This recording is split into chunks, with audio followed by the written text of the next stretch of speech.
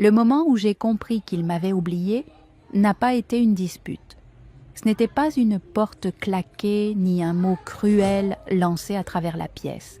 C'était un mardi soir et il était assis en bout d'une longue table à manger dans son nouvel appartement. Un endroit où je n'avais jamais été invitée auparavant. Et il m'a présenté à sa petite amie, pas avec mon nom. Il a dit « Voici ma sœur ». Puis il s'est tourné de nouveau vers elle, comme si la présentation était déjà terminée. Comme si mon nom, ce nom qu'il avait prononcé 1000 fois, dans 1000 intonations différentes, tout au long de notre vie commune, n'était plus un détail digne d'être mentionné.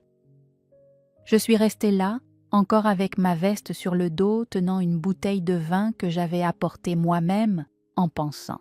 À quel moment exactement cela s'est-il produit ? Nolan et moi n'avons jamais été le genre de frères et sœurs qui s'appellent tous les jours. 4 années nous séparaient et 2 vies complètement différentes. Lui à Chicago, moi à Columbus, lui dans la vente, moi travaillant comme ergothérapeute. Nous nous apprécions, vraiment. Nous avions le même rire, la même habitude de nous taire quand quelque chose nous mettait mal à l'aise au lieu d'en parler, la même loyauté irrationnelle envers une marque de sauce piquante que notre père achetait autrefois. Mais nous nous aimions à distance, d'une distance confortable, comme on aime une plante qu'on arrose rarement, mais qu'on ne supporte pas de voir mourir. Nous nous voyions à Thanksgiving, parfois à Noël.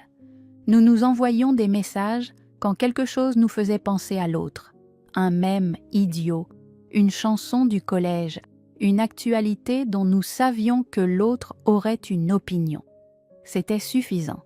Cela semblait suffisant. Puis est arrivé l'automne 2020. Il dirigeait sa propre petite agence depuis 3 ans.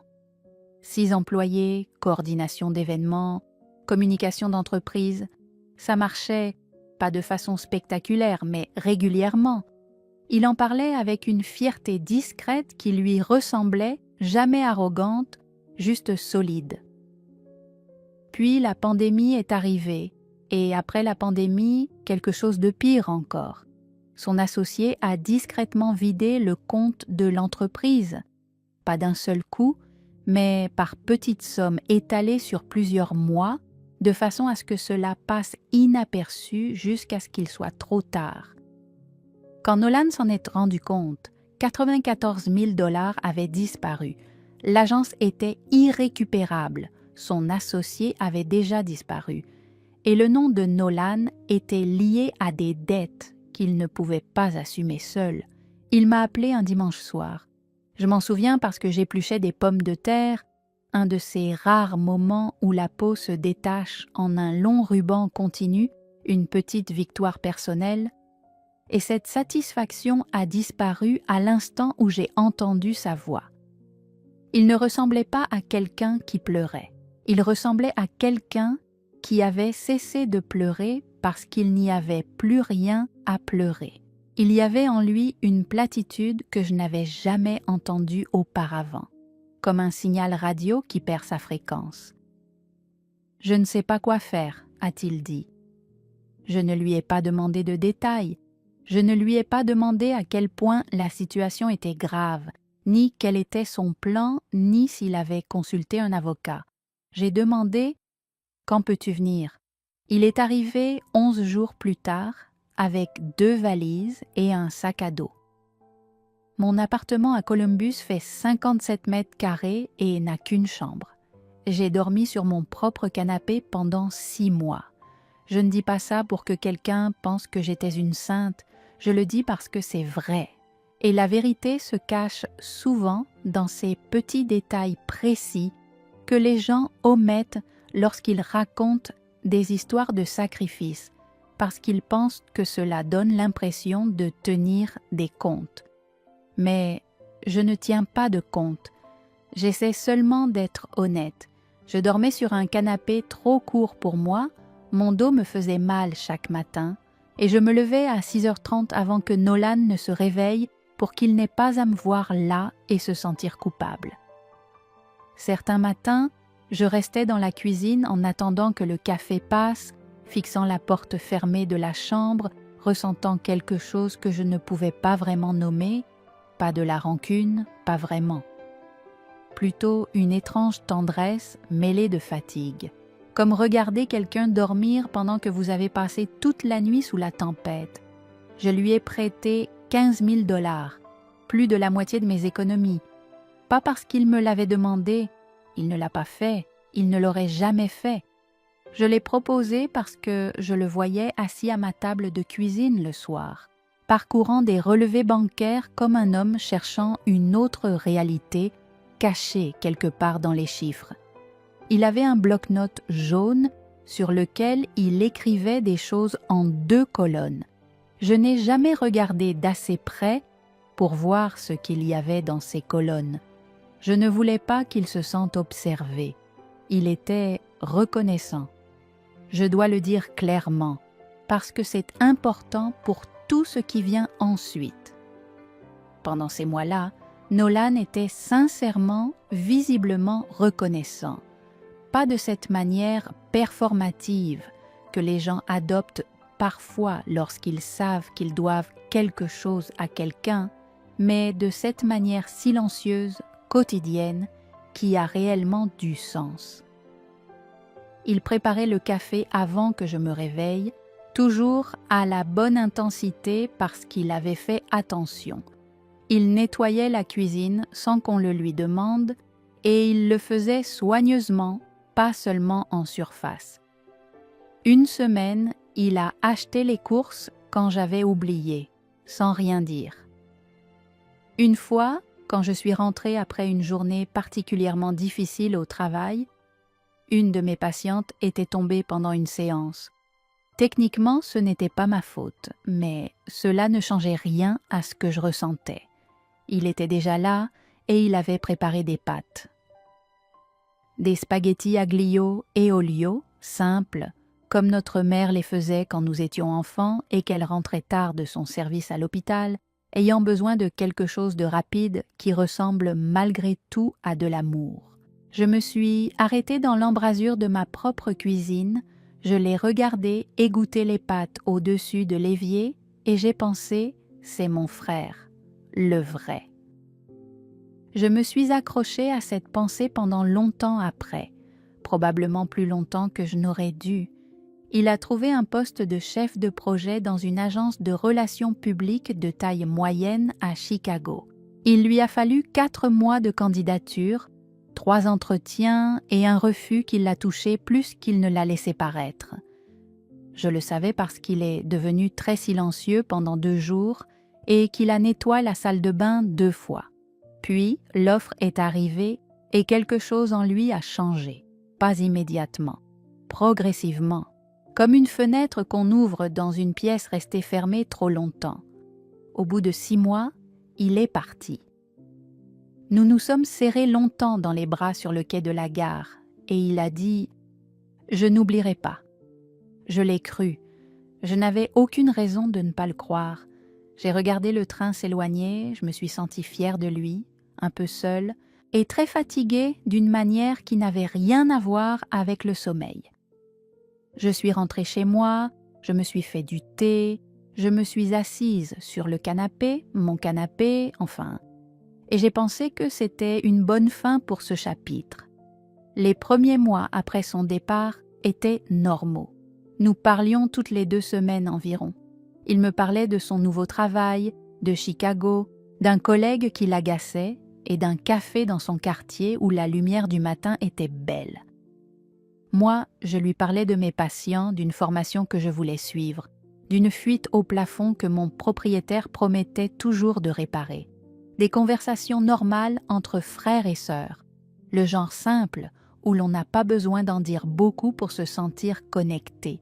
Puis, et c'est difficile à décrire parce que cela s'est fait si lentement, comme le passage des saisons, les intervalles entre nos échanges ont commencé à s'allonger.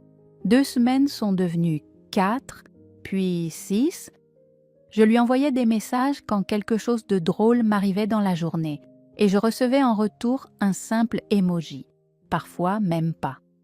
Je me disais qu'il était occupé. Je me disais que c'était normal quand on reconstruit sa vie. On s'y absorbe complètement. J'avais déjà vécu ça moi-même. Je lui ai accordé tous les bénéfices du doute possible. Au printemps 2022, il a été promu. Il me l'a annoncé par message. Grande nouvelle, je suis devenu chef d'équipe. Un point d'exclamation. J'ai répondu, Nolan, c'est incroyable. Je suis tellement fière de toi. Et je le pensais vraiment. Je suis restée un moment à sourire devant mon téléphone avant de le poser. Il a répondu 40 minutes plus tard, merci. Avec ce sourire simple, comme on écrit à quelqu'un qu'on ne connaît pas assez bien pour appeler. Je suis restée à regarder ce message plus longtemps que je n'aurais dû. J'en ai parlé à mon amie Dana.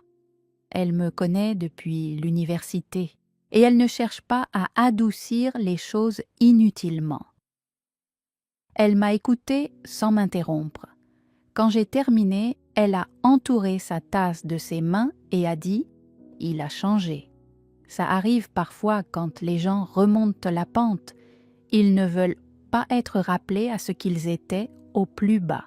Et toi, tu es celle qui l'a vu à ce moment-là. Ça te rend gênante, gênante. Le mot est resté en moi comme une pierre. Je ne voulais pas la croire. Je me disais, il a beaucoup à gérer, de nouvelles responsabilités, une nouvelle ville, un nouveau rôle. Il trouve encore ses repères. Les gens sont occupés. Cela ne veut rien dire. Je lui trouvais des excuses comme on plie un origami, avec soin, délibérément, pour que la forme tienne encore un peu. Ce mardi, avec la grande table à manger, c'était en octobre 2023. Il m'avait invité, et je le dis parce que l'équité compte pour moi, à Chicago pour voir son nouvel appartement. Un 2 pièces à Lincoln Park, avec du parquet, une cuisine ouverte et une belle lumière à travers de grandes fenêtres donnant sur une rue bordée d'arbres. Il l'avait aménagé lui-même, il y avait des plantes sur le rebord des fenêtres, bien entretenues, des œuvres au mur qu'il avait choisies. Cela ressemblait au chez-soi de quelqu'un qui était enfin arrivé quelque part. Sa petite amie, Jenna, était déjà là quand je suis arrivée. Charmante, début trentaine, avocate d'entreprise, avec une chaleur naturelle qui semblait sincère. Elle m'a souri et a dit « Nolan m'a beaucoup parlé de toi ». J'ai souri en retour et j'ai attendu, naturellement, qu'il précise ce qu'il lui avait dit. Un petit détail, c'est elle qui m'a aidé à tenir, ou c'est grâce à elle que je suis là aujourd'hui, ou même juste c'est ma personne préférée dans la famille, comme il disait quand nous étions adolescents, rien. Il m'a tendu un verre de vin. La conversation a continué. Un restaurant à proximité avec d'excellentes pâtes, un voyage qu'il prévoyait, la côte amalfitaine au printemps. Il lui montrait des photos sur son téléphone, se penchait vers elle, riait doucement. Je me suis assise là avec cette sensation étrange d'être de l'air, pas invisible, simplement pas pertinente, comme un meuble qu'on ne remarque plus. Au dîner, il m'a demandé une seule fois comment allait mon travail. J'ai répondu « Très bien », parce que je sentais qu'il ne voulait pas en entendre davantage. Il était charmant, présent, vivant avec elle. Avec moi, il était poli. Je suis partie vers 9 heures. Il m'a raccompagnée, m'a serré brièvement dans ses bras et a dit « Ravi de t'avoir vu. Bon retour ». Dans le train du retour, je pensais aux 6 mois sur mon canapé, aux 15 000 $, à la promesse, je n'oublierai pas. Je n'étais pas en colère, juste triste, d'une tristesse silencieuse. Je ne lui ai jamais dit ce que j'ai ressenti ce soir-là. Peut-être que je ne le ferai jamais. Je ne sais pas s'il a changé ou si je n'ai vu que ce que je voulais voir. Mais ce que je sais, c'est que l'homme dans cet appartement, je le reconnais à peine. Et peut-être que le plus difficile n'est pas qu'il m'ait oublié, mais qu'il semble s'être oublié lui-même, sans même s'en rendre compte.